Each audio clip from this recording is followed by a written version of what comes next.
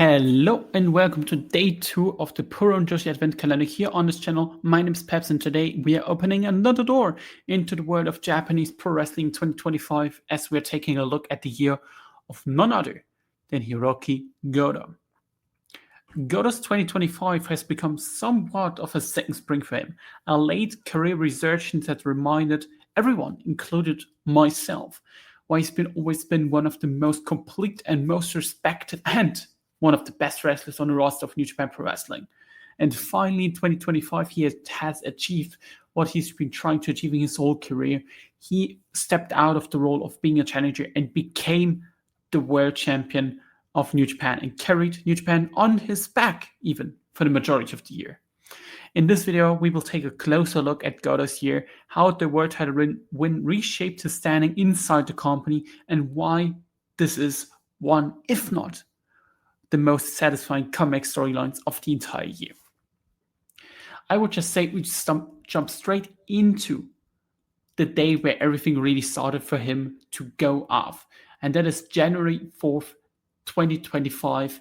We are at Wrestle Kingdom 19 in the Tokyo Dome, and Hirooki Goto didn't have a match on the main card here, but he faced a couple of other guys in the pre-show Rumble match, where the winner is getting an IWGP World Heavyweight title shot.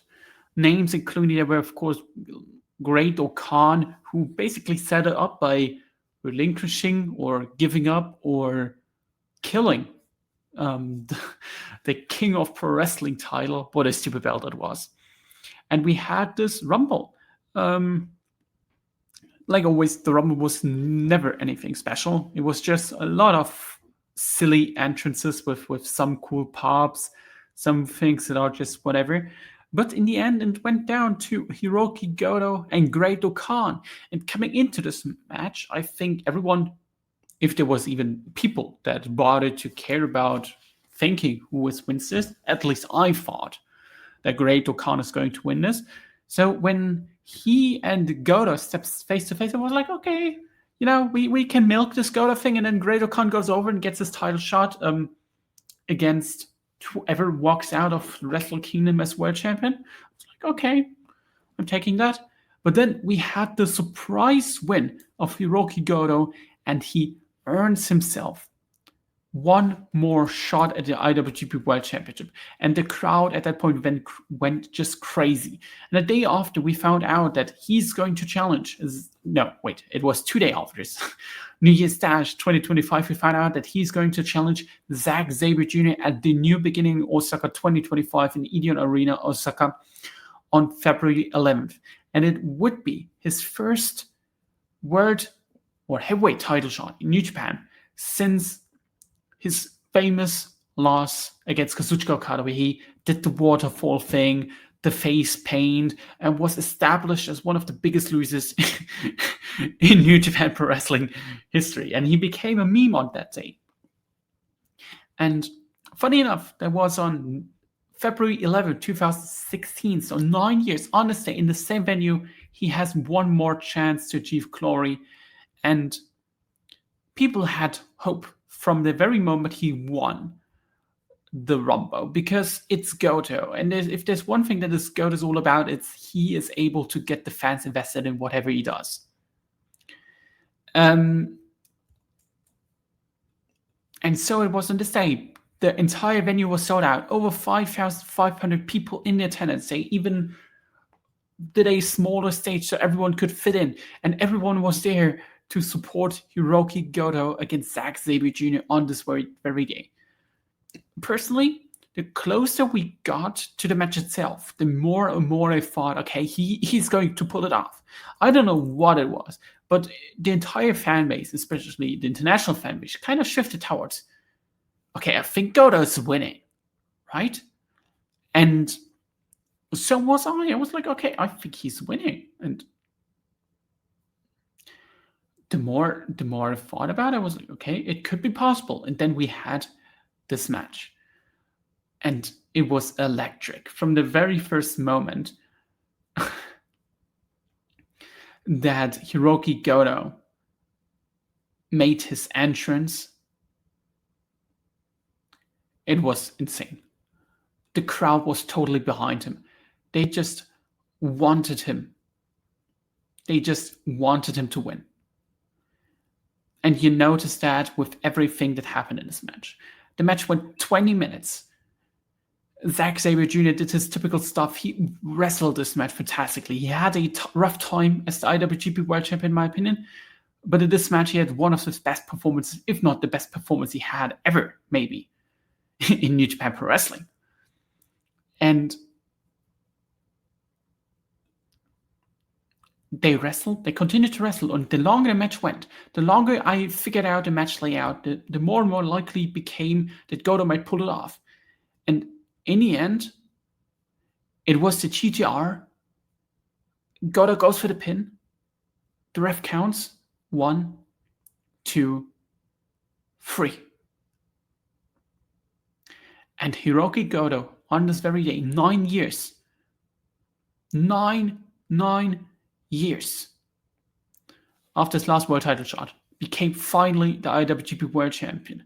After nearly 2 decades of trying to achieve this accomplishment, he finally made it. And the moment was insane. The crowd erupted in cheers. People were crying ringside. The commentary couldn't believe it. The Yoshihashi ringside couldn't believe it. The fans online couldn't believe it. And it was fantastically done and one of the best moments of the entire year. Because it wasn't forced, it just felt like legit. It felt like legit feelings that everyone had evolved. Was this always going to be the end goal for Zack Sabre Jr.'s world title run? I don't think so personally. But sometimes there are just moments where crowds realize, or like companies realize, that crowds are so behind someone that you just gotta pull the trigger. And it was the absolutely right decision here if we especially look back to Goto's world title right now that's over, after like 6 months over. Incredible moment and exactly what you want. After the match, Hirooki Goto then challenged Hiroshi Tanahashi to a IWGP World Heavyweight Championship match at the 53rd anniversary event of New Japan in Ottawa City's gymnasium. That was Goto's first defense, and at the same time, the last title defense of Hiroshi Tanahashi, at the last title match, world title match of Hiroshi Tanahashi.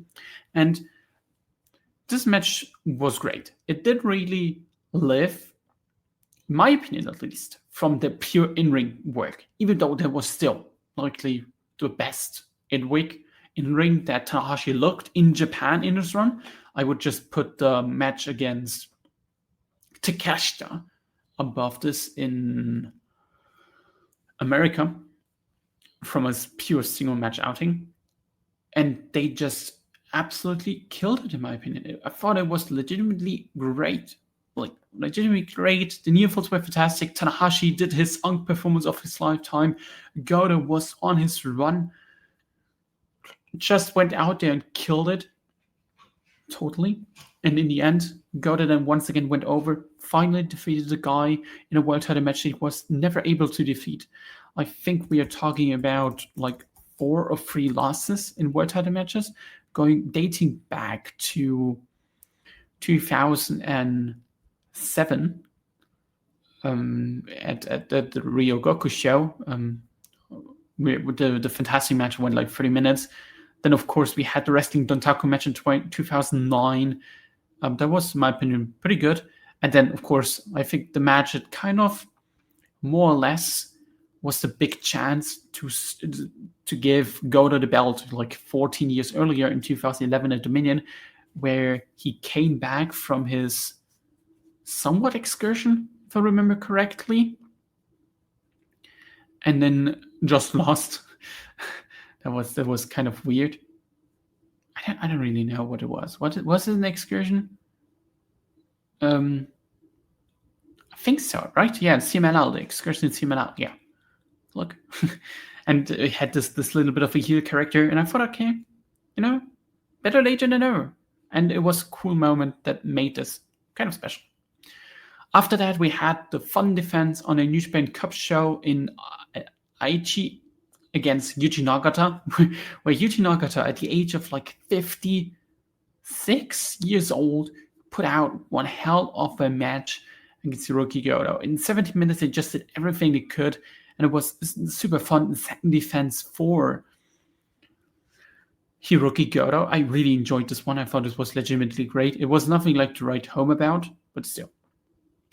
The next match then was a defense against the New Japan Cup winner David Finlay at Sakura Genesis 2025 Ryoko Gokokikan. God.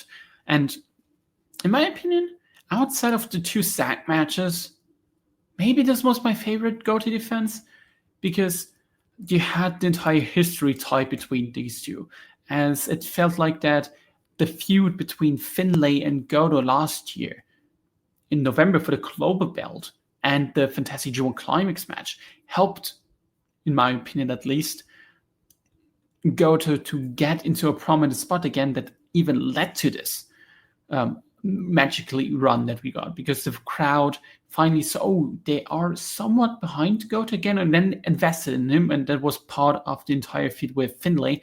And here they ran it back in this big spot at Sakura Genesis in April, and I thought this was just incredible. The big spots from Goto were so well praised. He did like this Rana, a insane correct from the top rope that just looked perfectly. And that just mixed with Finlay's incredible power-based moveset that he can get moves out of pretty much every position, counters out of any position, just made this match so great. I think they have fantastic chemistry, and I would love to see them back facing each other in a big-time main event spot. Maybe not for the world title, because I'm unsure if one of them holds the world title ever again, but maybe like in a G1 Climax final, or like in a big-time G1 Climax main event, or a big-time New Japan Cup main event, I don't know, second round or something like that. That would be really cool. Then the next defense was kind of weird, because after the match, none other than Shota Umino was named as his next challenger, and everyone was kind of like, okay, that was kind of weird. And they, after everything that has happened with Shota Umino in the last couple of months, it felt like, okay, after the second chapter, he's finally finding a groove with himself. And then the title match was scheduled to happen in America, in the Wintrust Arena, Windy City Riot 2025, in that semi-main event. Goto and Shota went for around 20 minutes. I rewatched this match for this video. I rewatch every match for this video that I will be talking about. I still do not remember a single thing about this match. It was so nothing, more or less. They just did stuff, had some more fun near falls that nobody ever bought, neither the crowd nor myself at home at the time when I watched it, even back. It felt like just two people wrestling at maybe 40%. Cool, I guess. It felt like a weird setback. Not for Goto. I think Goto just doesn't matter, because Goto was on such a high that it didn't really matter. But the Shota Umino character arc at that point was just completely derailed for like no real reason. No real reason. And it was weird. Then we had the title defense at Wrestling Dontaku Day 2 in Fukuoka against Callum Newman, originally based on reports, especially from, I believe it was Dave Meltzer, and based on what they have been telling on the shows. It seemed to be the original plan was Jeff Cobb. And Jeff Cobb then, of course, left for WWE, so we had Callum Newman getting the spot. And I need to say, we are really lucky that Callum Newman got the spot. And people will be like, why? You know, why? Because Callum Newman, of course, was very decisive. People either liked him or liked him not at this point. But I would always prefer these young talents getting these kind of big spots and where they have a chance to show out, rather than 40-year-olds who are already on their way to WWE. Like, you don't need to give them a sandown WWE world title match when they go to WWE. So I totally understand, totally think that it was a much better decision to put Callum Newman in his spot, and he killed it. I think this was the best Callum Newman ever looked, and this was the best Callum Newman match maybe ever. Straight up great wrestling from him and Goto. And in my opinion, here Goto's strength especially was shown because he helped Callum to work a match that he never really did. Like, of course, at that point, Goto was like the best world champion in all of wrestling. And his entire work in this match was just to make Callum work for everything. Like, he dominated him, he destroyed him. He made Callum's life really hard in this match. And I like that because it helped Callum to get the crowd behind him in a tough spot where he really doesn't felt like a world title contender. And that is why I liked that it wasn't a typical 50-50 New Japan main event, but rather Callum just fighting to get some offense in against the world champion. It felt like somewhat of a non-title exhibition in some way in terms of the match layout, but it was still a world title match. It felt like that in the end. And while the Callum performance was really good, I will walk away, and I still do, from this match being more impressed with how great the Goto performance was. Callum was overselling a bit too much, in my opinion, but it is something, you just can't figure out with experience. Like, you can't have a perfect outing in your first world title match when you are pretty inconsistent as a singles worker and don't have much experience.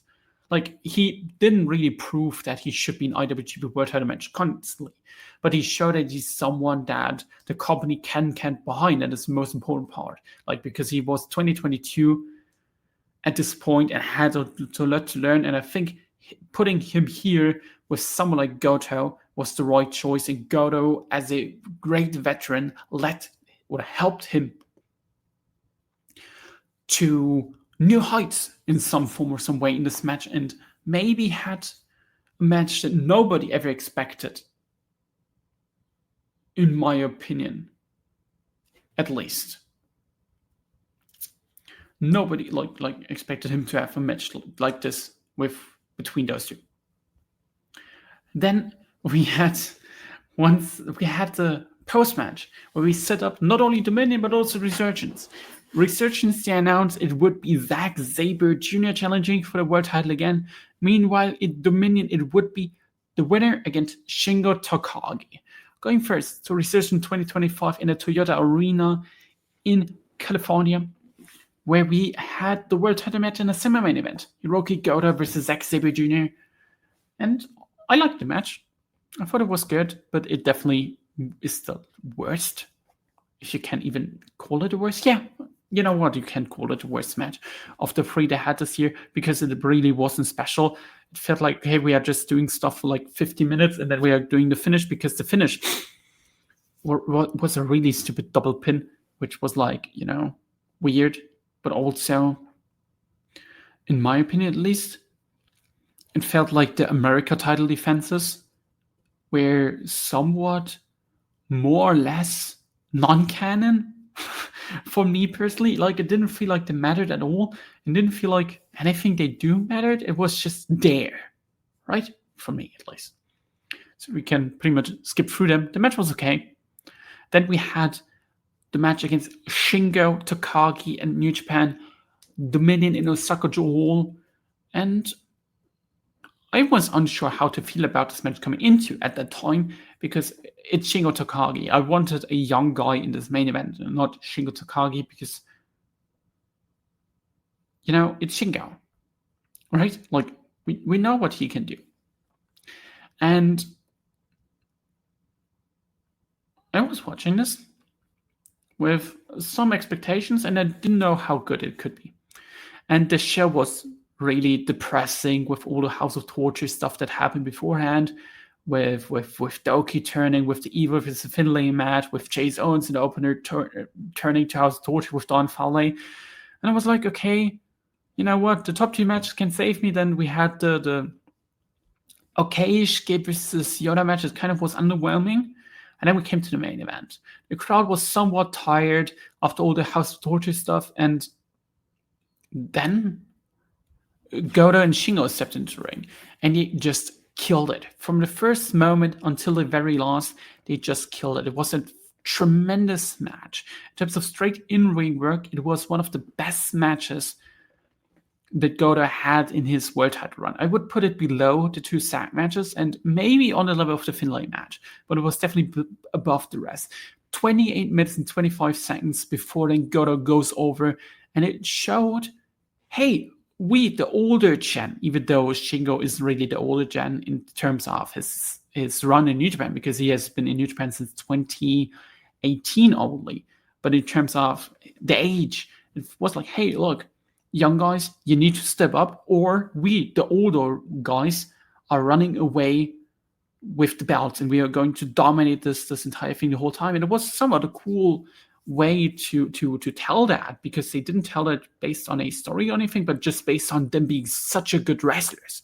And I liked it a lot because it indirectly pushes the young guys even more, because everyone clearly noticed, okay, look, these two can still go. Then after the match, post-match, Goto challenged once again Zack Sabre Jr. for the IWGP World Heavyweight Championship at Tanahashi Jam in Aichi in Nagoya. And this match was really controversial in terms of like everything. People, at that point at least, were all in on Hirooki Goto hype. And I kind of had a feeling that he's going to lose the belt before the G1 Climax. I was just wondering against who. I was always thinking, okay, he's going to drop it to Zack at Dominion. But nope, that wasn't the case, as he defended it there against Shingo Takagi. Then the match happened, and it was a semi-main event. It wasn't a show that wasn't even really on New Japan World. It was on TVSI, so you couldn't really see it outside of having a VPN. And the match went on. The match got fantastic. The match was outstanding. I loved the match. The drama, the selling of Hirooki Goto, the work of Zack Sabre Jr. It was out of this world. I think this was, in-ring wise, better than the February match. Even though the emotions went as high as the February match for obvious reasons, because Goto was champion, not a challenger coming in. And incredible. Like, Goto challenging the Shibata moves because he teased the Shibata match for Forbidden Door. Meanwhile, like, Zack didn't hold back at all and just destroyed the injured arm of Goto. Goto just sold it so well. And then we had the finish. And Zack Sabre Jr. defeated Hirooki Goto and the Hirooki Goto's run that was really popular. And at that point, everyone was questioning the decision because there was not a single reason that warranted a second Zack Sabre Jr. World title run, especially considering how Goto's run was going, especially how Zack's first World title run did business-wise, especially considering what else was going on in Japan at that point, with, of course, Naito leaving and everything. But they did it still and took the belt away from Goto. Afterwards, we found out that Hirooki Goto was filming in the upcoming months.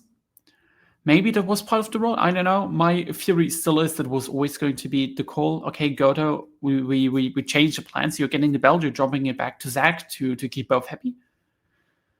But it doesn't matter. They did it. Back then, that was funny enough, my first video on this channel. It was kind of rage on this because I thought the decision was terrible. And in my opinion, it was still an insane decision looking back, even though I'm looking back more fondly now, considering whatever they did after was even more silly, and it didn't really matter whose champion was coming into King of Pro Wrestling. And it has nothing to do, to mention that, with Takeshita winning the belt in the first place, to be here, but everything around it.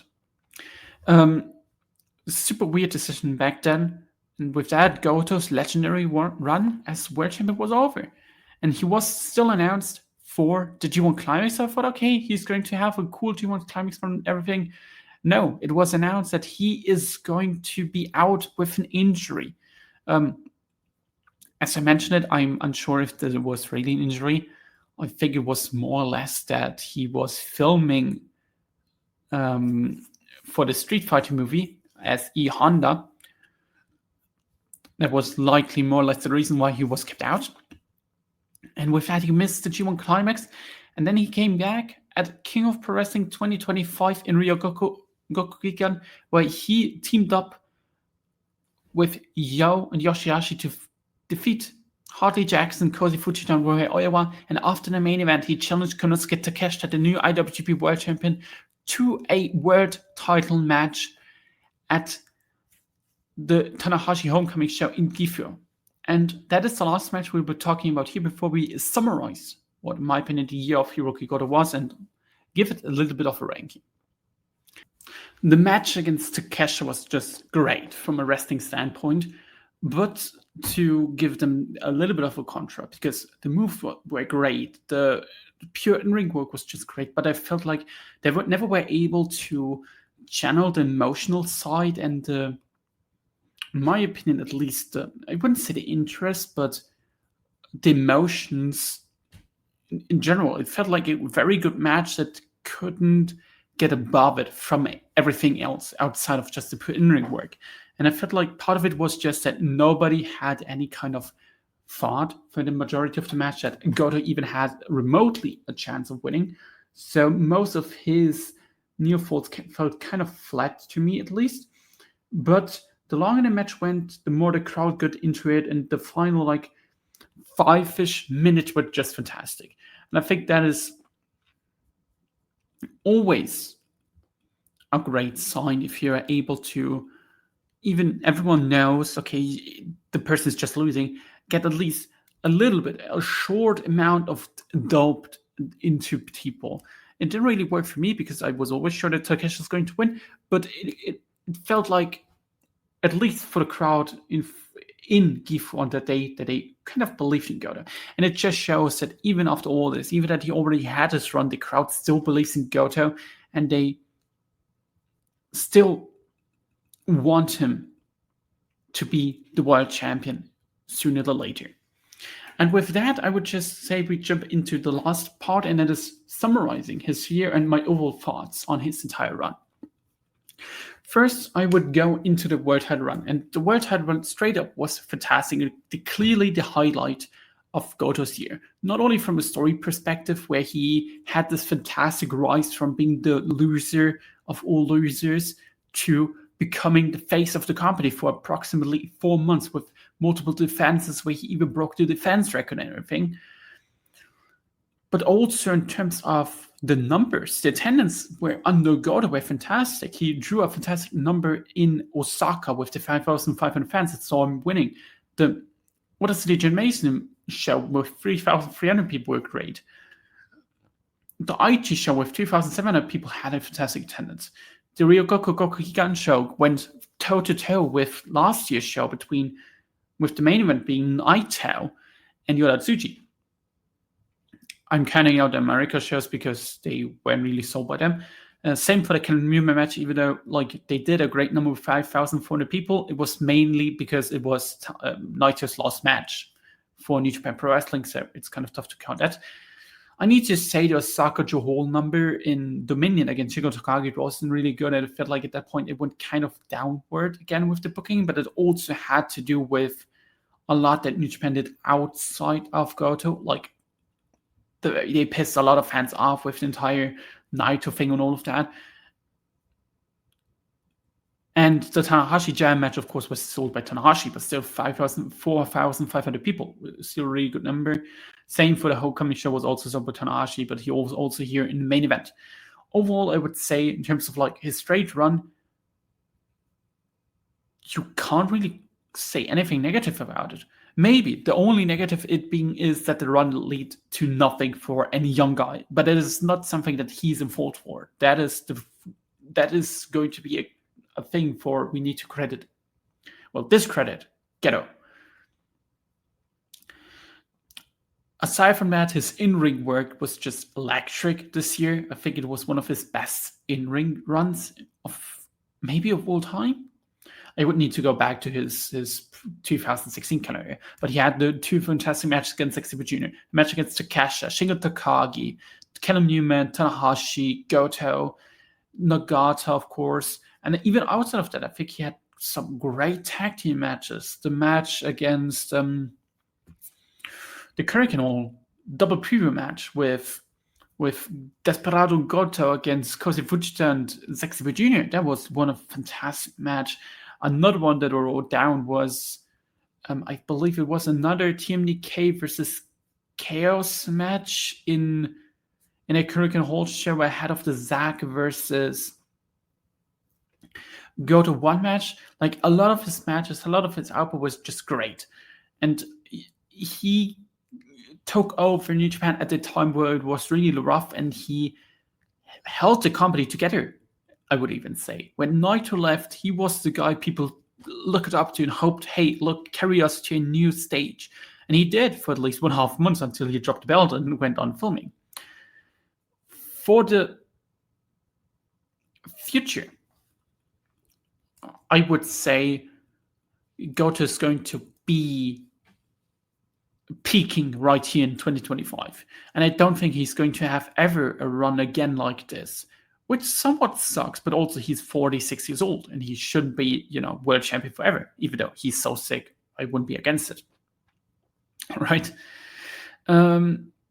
Still, personally, I would say if I need to rank his run in terms of like a spreadsheet, like not a spreadsheet, tier list, I would really consider giving it an S.